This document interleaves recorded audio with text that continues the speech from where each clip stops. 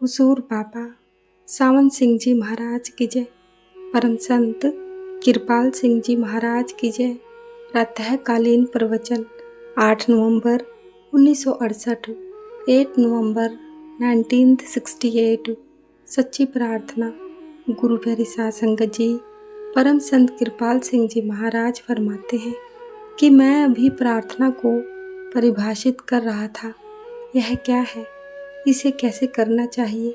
सबसे पहले तो हम उसी समर्थ इंसान से प्रार्थना करते हैं जिसमें हमें पूर्ण आस्था हो कि वह हमें मनवांछित फल दे सकता है। दूसरे हमें भी विश्वास होगा कि वह ऐसा करने में सक्षम है। पहले हमारे मन में पूरा विश्वास होना चाहिए कि प्रभु है, गुरु है या कोई तो ऐसा अवश्य है जो हमारी प्रार्थना सुनेगा। कौन सी प्रार्थना सफल होती है? सबसे पहले अपने दिल से पूछो कि उसकी चाह क्या है। उसकी चाहत केवल वही नहीं होती जो आपकी वाणी कहे या दिमाग सोचे। कभी कभी आप कोई कामना करते हो और सोचते हो कि आपके लिए वह सही है, परंतु आपका दिल कुछ और ही कहता है। दोनों में समरूपता नहीं होती। दिमाग, दिल और वाणी में एक रूपता होनी चाहिए। जिस प्रार्थना में दिल के उद्गार मुख से व्यक्त हों और बुद्धि उस पर पूर्ण विश्वास करे, वही फलीभूत होती है। क्राइस्ट ने कहा था, यदि प्रभु से प्रार्थना करोगे तो हो सकता है वह दे दे। यदि तुम मेरे नाम पर उससे प्रार्थना करोगे तो तुम्हारी इच्छा फलीभूत होने की संभावना अधिक है। यदि तुम स्वयं उससे मांगोगे तो जो चाहोगे वही मिलेगा। इसका अर्थ क्या है? यदि आप प्रभु से प्रार्थना करते हो परंतु उसके अस्तित्व में शंका करते हो या उसकी क्षमता में संदेह, तो आपकी प्रार्थना कैसे स्वीकार होगी? प्रार्थना में दिल की पुकार होनी चाहिए जिसमें बुद्धि और वाणी एक मत हो। ऐसी प्रार्थना अवश्य सुनी जाती है।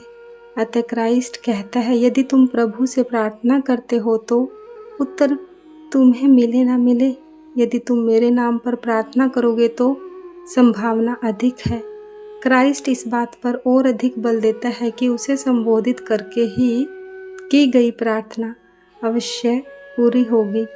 क्राइस्ट के ज़माने में अगर कोई व्यक्ति क्राइस्ट से प्रार्थना करता था तो उसे उसके अस्तित्व पर पूरा भरोसा होता था, क्योंकि उसने क्राइस्ट को देखा होता था और इसी प्रकार उसे क्राइस्ट की क्षमता पर भी पूरा भरोसा होता था। इसलिए यदि हमें सतगुरु में पूर्ण आस्था है, उसकी क्षमता में पूर्ण विश्वास है और प्रार्थना हमारे दिल से निकलती है, तो ऐसी प्रार्थना अवश्य सुनी जाएगी। सभी महापुरुषों ने यही कहा है कि यदि आप ऐसी प्रार्थना करोगे तो प्रभु आपका हाथ पकड़कर पूछेगा, बताओ मेरे बच्चे, आपको क्या चाहिए, मेरा आशय क्या है। आपको समझ आया? प्रभु ऐसी प्रार्थना अवश्य सुनता है, क्योंकि वह जानता है कि आपको उसकी सत्ता में पूर्ण आस्था है और आपकी प्रार्थना में दिल, दिमाग और वाणी में एक रूपता है। कभी कभी बच्चा ऐसी चीज़ की जिद कर बैठता है जो मीठा जहर होता है। ऐसी अवस्था में माँ बच्चे के लिए क्या करेगी? अपने बच्चे की चिरोरी करते हुए कहती है, ठीक है मेरे बच्चे, निश्चिंत रहो, मैं इसे अवश्य दूंगी, परंतु वह देती नहीं। कभी कभी कोई चीज़ हमारे हित में नहीं होती तो पिता हमें वह नहीं देता। फिर हम किस वस्तु के लिए प्रार्थना करें? कभी कभी हम किसी चीज़ के लिए प्रार्थना करते हैं कि उसे वापस ले ले, परंतु यदि आप प्रार्थना करो, सच्ची प्रार्थना सतगुरु के प्रति ही होती है। हे प्रभु, हमें ऐसी चीज़ दो जिसमें हमारा हित हो, तो ऐसी प्रार्थना आदर्श होती है। वह जानता है कि आपका भला किस में है, परंतु याद रखो कि वह आपको जहर नहीं देगा। कुछ लोग धनी होते हैं, कुछ निर्धन, कुछ का जीवन कम होता है तो कुछ लंबी आयु तक जीते हैं, कुछ सुखी हैं तो कुछ दुखी। यह सब पिछले कर्मों का फल है जिससे कोई नहीं बच सकता। हम परमात्मा से सदैव सांसारिक सुखों की प्रार्थना करते हैं, परंतु हम उससे यह प्रार्थना क्यों नहीं करते? हे प्रभु, हम तेरा दर्शन चाहते हैं, मेरे पास आओ या मुझे अपने पास खींच ले चलो। सतगुरु तो साधन है, परंतु प्रभु उसके माध्यम से ही बोलता है। यदि आप सतगुरु से प्रार्थना करोगे तो वही मिलेगा जिसमें आपका हित हो। दिल से निकली प्रार्थना अवश्य सुनी जाती है। जब प्रार्थना करो तो अकेले होकर एकाग्रता से प्रार्थना करो। यदि आपकी आस्था उस परम पिता परमात्मा में है, उसके अस्तित्व में है, उसकी क्षमता में है और आपकी प्रार्थना आपके दिल की पुकार है, तो जान लो ऐसी प्रार्थना अवश्य ही सुनी जाएगी। पत्नी की पति के प्रति श्रद्धा 4 प्रकार की मानी जाती है। पहली स्त्री वह है जो बाहरी तौर पर अपने पति के प्रति पूर्ण रूप से समर्पित है, जो बाहरी तौर पर अपने पति के प्रति पूर्ण रूप से समर्पित प्रतीत होती है, जबकि वास्तव में उसकी लगन किसी अन्य व्यक्ति से होती है। सच पूछो तो पति पत्नी का संबंध 2 शरीरों में एक आत्मा जैसा होता है। हमारी आत्मा भी, हमारी हालत भी उस पत्नी की तरह है जो बाहर से तो पति के प्रति समर्पित दिखाई देती है, परंतु सदैव दूसरे के बारे में सोचती रहती है। हम में दृढ़ विश्वास की कमी है। हम अपने प्रभु या सतगुरु के प्रति पूर्ण रूप से समर्पित नहीं। दूसरी प्रकार की श्रद्धा उस पत्नी की होती है जो अपने पति के प्रति समर्पित होती है, परंतु बदले में कुछ न कुछ चाहती है। यदि उसे मनचाही चीज़ ना मिले तो नाराज हो जाती है। तीसरे प्रकार की पत्नी वह होती है जो पति से कुछ पाने की प्रार्थना करती है, परंतु ना मिलने पर भी उसकी श्रद्धा में कमी नहीं आने पाती। चौथी और सबसे उच्च कोटि की समर्पित पत्नी वह है जो यह सोचती है कि मेरा पति मेरी अवस्था को समझता है और वह स्वयं ही मेरी आवश्यकताओं की परवाह करेगा। यदि वह मुझे इन्हीं मैले कुचले कपड़ों में देखकर प्रसन्न है तो मुझे और क्या चाहिए। ऐसी समर्पित आत्मा सर्वोत्तम है। हम निर्धन हो या धनी, प्रसन्न हो या दुखी, हमारा भाग्य विधाता वह ही है। आखिरकार हम सब उसी की संतान हैं। क्या ऐसा नहीं है? वह सर्वोच्च, यही सर्वोच्च श्रद्धा है। जो चाहो उससे मांग सकते हो, परंतु प्रार्थना स्वीकार ना होने पर क्रोध नहीं करना। वास्तव में यह सब श्रद्धा पर आधारित है, जिसके विभिन्न प्रकारों का वर्णन मैं पहले कर चुका हूँ।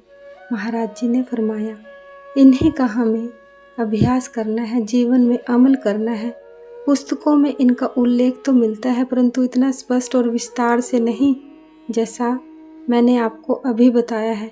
संतों की भी श्रेणियां होती है। सबसे उच्च कोटि के संत उस श्रद्धावंत पत्नी के समान होते हैं जो पति से कुछ नहीं मांगती। उसे पूर्ण विश्वास है कि उसकी सभी ज़रूरतें उसका पति अवश्य पूरी करेगा। अब इस आधार पर अपनी जांच करो कि आप कहाँ खड़े हो।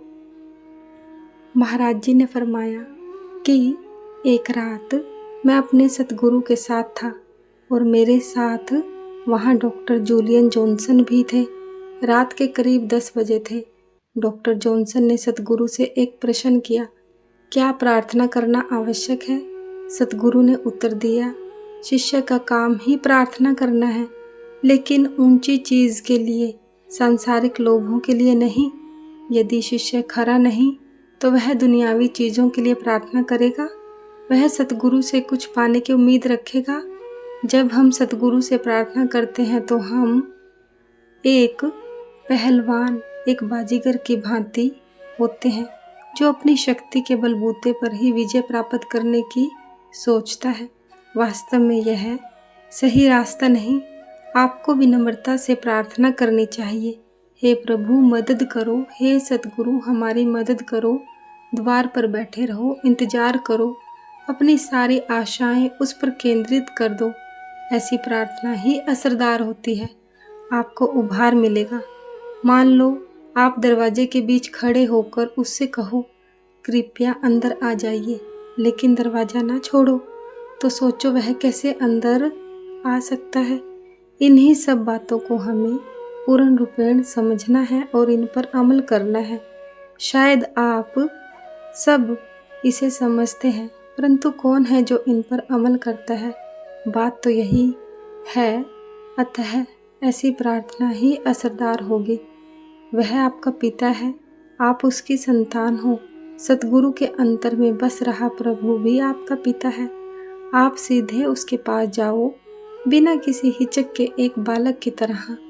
क्राइस्ट कहता है, मेरे बच्चों आओ, मेरे अंतर का स्वर्ग आपका इंतजार कर रहा है।